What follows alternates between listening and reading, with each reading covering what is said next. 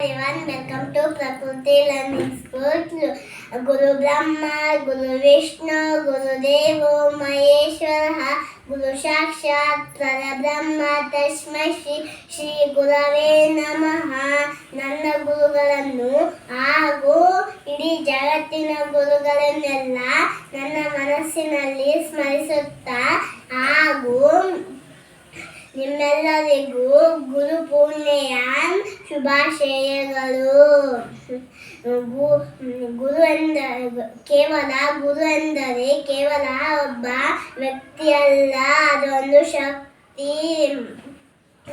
ಸಂಸ್ಕೃತದಲ್ಲಿ ಗು ಎಂದರೆ ಅಂಧಕಾರ, ರು ಎಂದರೆ ಹೋಗಲಾಡಿಸುವ, ಅಂಧಕಾರವನ್ನು ಹೋಗಲಾಡಿಸುವವನು ಗುರು ಆಗಿರುತ್ತಾನೆ. ಕತ್ತಲೆಯಿಂದ ಜ್ಞಾನದ ಬೆಳಕಿನ ಕಡೆಗೆ ಕರೆದುಕೊಂಡು ಹೋಗುವನು ಗುರು ಆಗಿರುತ್ತಾನೆ. ಗುರು ಪೂರ್ಣಿಮೆಯನ್ನು ವ್ಯಾಸ ಪೂರ್ಣಿಮೆ ಅಂತಲೂ ಕರೆಯುತ್ತೇವೆ ಹಾಗೂ ಬುದ್ಧ ಪೂರ್ಣಿಮೆ ಅಂತಲೂ ಕರೆಯುತ್ತೇವೆ.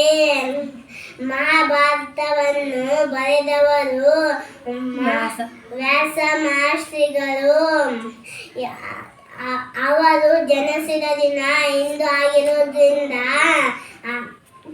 ಈ ದಿನವನ್ನು ವ್ಯಾಸ ಪೂರ್ಣಿಮೆ ಎಂದಲೂ ಕರೆಯುತ್ತೇವೆ. ಹಾಗೂ ಬುದ್ಧನು ಜ್ಞಾನೋದಯ ಆದ ನಂತರ ತನ್ನ ಶಿಷ್ಯಂದರಿಗೆ ಮೊದಲು ಪ್ರವಚನ ಹೇಳಿದ ದಿನ ಇಂದು ಆಗಿರುವುದರಿಂದ ಅದನ್ನು ಬುದ್ಧ ಪೂರ್ಣಿಮೆ ಅಂತಲೂ ಕರೆಯುತ್ತೇವೆ. ಕಬೀರ್ ದಾಸರು ಹೇಳಿದ್ದಾರೆ, ಗೋವಿಂದ ಮತ್ತು ಗುರುವನ್ನು ಒಂದು ಕಡೆ ನಿಂದಿಸಿದರೆ ಯಾರಿಗೆ ಮೊದಲು ನಮಸ್ಕಾರ ಮಾಡಬೇಕು? ಗುರುವಿಗೆ. ಏಕೆಂದರೆ ಆ ಭಕ್ತನೇ ಬಂದು ನಿಂತರು, ಆ ದೇವರನ್ನೇ ಗುರುವಿನ ಪಕ್ಕದಲ್ಲಿ ಬಂದು ನಿಂತರು, ಗುರುವಿಗೆ ಮೊದಲು ನಮಸ್ಕಾರ ಮಾಡಬೇಕು. ಏಕೆಂದರೆ ನಮಗೆ ಆ ದೇವರನ್ನೇ ನಮಗೆ ಪರಿಚಯಿಸಿದವನು ಗುರು ಆಗಿರುತ್ತಾನೆ.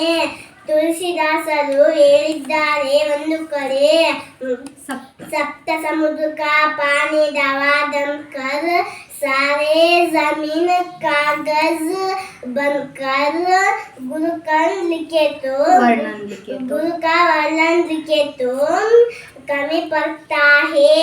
ಅಂದರೆ ಇಡೀ 7 ಸಾಗರ ನೀರನ್ನೇ ಮಸಿ ಮಾಡಿಕೊಂಡು ಇಡೀ ಭೂಮಂಡಲನ್ನೇ ಕಾಗಜ್ ಮಾಡಿಕೊಂಡು ಗುರುವಿನ ಬಗ್ಗೆ ಬರೆದರೆ ಇನ್ನೂ ಕಮ್ಮಿ ಆಗುತ್ತದೆ. Thank you.